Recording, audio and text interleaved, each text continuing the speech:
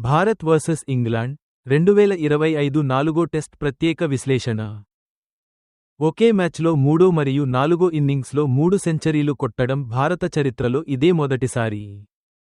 ఇది చాలదనుకుంటే మొదటి 2 వికెట్లు 0 స్కోరు వద్ద కోల్పోయిన తర్వాత 425 పరుగులు చేయడం అంటే మాటలు కాదు.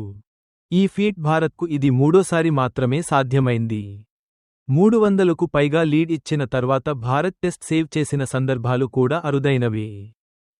ఇంతకు ముందు 2009లో నాపియర్లో, 1979లో లార్డ్స్లో మాత్రమే ఇది సాధ్యమైంది.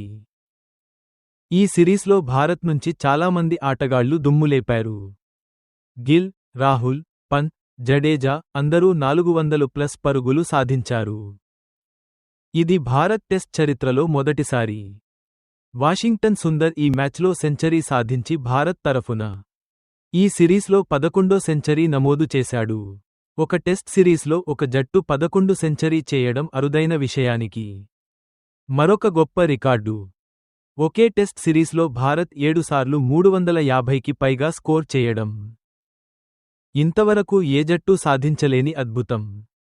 మన ఆటగాళ్లు చరిత్ర తిరగరాస్తారు. అదే అసలైన టెస్టు క్రికెట్ వైభవం.